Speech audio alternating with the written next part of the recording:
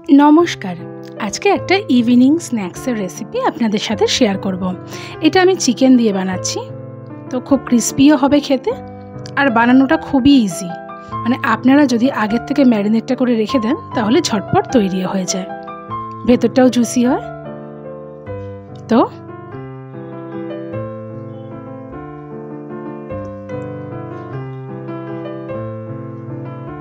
तो एरकमटाई होबे भेतरटा crispy chicken fry.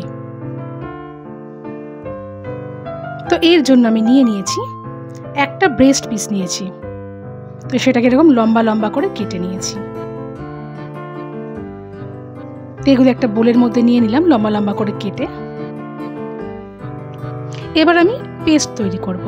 आदा निये नियेछि 1-1.5 इंची मतन, 4টে काँचा लंका और 7-8টা मतन रसुन দিয়ে ভালো মতন এটাকে পেস্ট করে নেব। ব্যাস এরকম স্মুথ পেস্ট হয়ে গিয়েছে। চাইলে আপনারা কাঁচা লঙ্কা সাথে ধনে পাতাও দিতে পারেন। তো এই পেস্টটা আমি দিয়ে দিলাম 2 চামচ ভরে, ছোট চামচের।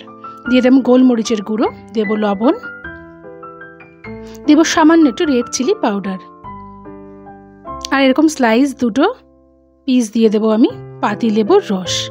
পাতিলেবু না থাকলে সেক্ষেত্রে আপনারা ভিনিগারও দিতে পারেন।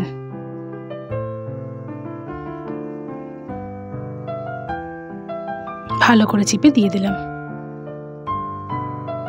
দিয়ে এবার এটাকে ভালো করে মাখিয়ে আমি রেখে দেব। চেষ্টা করবেন মিনিমাম এটাতে 1 ঘন্টা রাখার। তো ম্যারিনেটের পরেই আমি দিয়ে দেব একটা ডিম। তো ডিমটা দিয়েই আমি মাখিয়ে এভাবে রেখে দেবো, তাহলে ভেতর থেকে খুব সফট হয়ে যাবে চিকেনটা। ভালো করে মিশিয়ে দিচ্ছি। আপনারা যদি বেশি চিকেন দিয়ে করেন তাহলে সব পরিমাণগুলো একটু বাড়িয়ে দেবেন। আমি একটা বেস্টের পরিমাণ হিসাবে মশলাগুলো বললাম।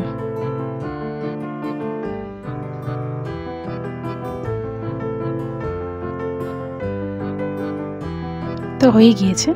এবার ঢাকা দিয়ে আমি ফ্রিজে রেখে দেবো। এটা আমি দুপুরবেলা ম্যারিনেট করেছি, এবার সন্ধ্যেবেলা আমি বার করলাম। মানে অনেকক্ষণ ম্যারিনেশনটা হয়ে গিয়েছে, কিন্তু কমপক্ষে 1 ঘন্টা রাখলেই হবে। এবার আমি এগুলোকে বানাবো। তো দিয়ে দেবো আমি 3 চামচ ময়দা, আর দেব কর্নফ্লাওয়ার, এটা দেব 2 চামচ।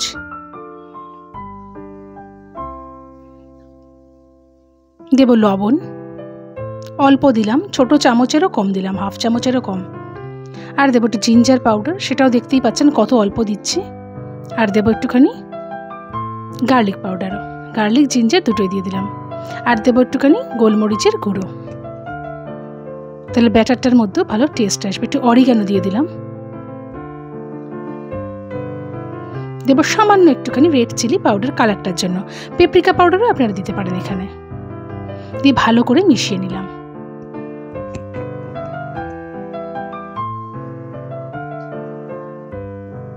এবার একটা একটা করে আমি নিচ্ছি এই লম্বা লম্বা স্টিকগুলো চিকেনের, দিয়ে ওপর থেকে এরকম করে, এটা আমি 2 বার করে করব। প্রথমে 1 বার করে আমি রেখে দেবো, দিয়ে ভালো করে ঝেড়ে নেব।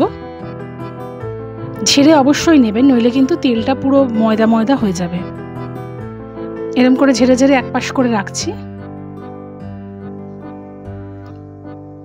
এরকম করে সবগুলো করে নেব, দিয়ে আবার আমি সেমটাই রিপিট করব। তো আমার রান্না কীরকম লাগছে আপনারা প্লিজ কমেন্টস করবেন। আপনারা কিন্তু একদমই কমেন্টস করছেন না। আপনাদের কমেন্টসে আমি আরও উৎসাহ পাবো নতুন কিছু রান্না করবার। তো এরকম করে করেই আমি করে নিয়েছি সবকটাকে। এটা করে আপনারা ধরুন দুপুরবেলা রেখে দিলেন, বিকেলে কোনো গেস্ট আসলো বা কোনো কারণে আপনারা ভাজতে চান সন্ধ্যেবেলা, তখন আপনারা এই যে এরকম ঠিক হবে, তখন আপনারা ভাজতে পারেন। আর ফ্রিজে রেখে দিলে এটা বেশ ভালো মতন সেটও হয়ে যায়। তো এইরকম হয়ে গিয়েছে।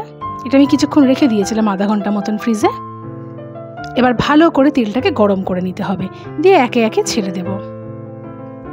একদিকটা হয়ে গিয়েছে, একটু ঝেড়ে ঝেড়ে আপনারা কিন্তু ছাড়বেন, নইলে তেলটার মধ্যে বেশি বেশি ময়দা চলে আসবে। এক পিঠটা হয়ে গেলে মাঝারি করে দিয়েছিলাম আঁচটা, দিয়ে আর এক পিঠ ঘুরিয়ে এরকম ক্রিস্পি ক্রিস্পি করে নিতে হবে। খুব বেশি কালো কালো করবেন না, তাহলে ভালো লাগবে না, তেতো তেতো লাগবে। ঠিক যেরকম দেখছেন এরকম করলেই ভালো লাগবে খেতে। এক পিঠ করে উল্টে উল্টে এরকমভাবে এই যে এবার আমার হয়ে গিয়েছে। ক্রিসপিও হবে আর ভেতরটা বেশ জুসি হবে। এই যে আমি তুলে নিলাম, বেশ এরকমটাই হবে।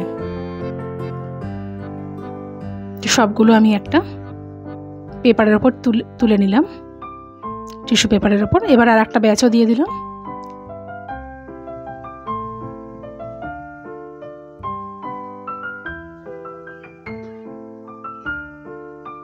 এটা কিন্তু খেতে বেশ ভালোই হয়, বাচ্চারা বেশ পছন্দ করে। বাইরের হাজিবাজি না খেয়ে এরকম বাড়িতেই বানিয়ে দিতে পারেন। আর আপনারা ভাজার আগে পর্যন্ত যেইটা ছিল কোট করা পর্যন্ত আপনারা 3-4 দিন এরকম ফ্রিজে রেখেও দিতে পারেন। তো এই আমার তৈরি হয়ে গেল। ওপর থেকে একটু গোলমরিচের গুঁড়ো, একটু বিট নুন ছিটিয়ে দিয়েছিলাম। তো এই ব্যাস, খুব টেস্টি হয়েছিল। তো তৈরি হয়ে গেল ক্রিসপি চিকেন ফ্রাই। আমার রান্না যদি ভালো লেগে থাকে প্লিজ লাইক, কমেন্টস আর শেয়ার করবেন। পেজটাকে প্লিজ ফলো করে দেবেন। যদি আপনারা ইউটিউব থেকে দেখে থাকেন তাহলে কিন্তু চ্যানেলটাকে সাবস্ক্রাইব করতে ভুলবেন না। আরও বিভিন্ন রকম রেসিপি আছে আমার ইউটিউব চ্যানেলে এবং ফেসবুক পেজে, প্লিজ আপনারা দেখবেন।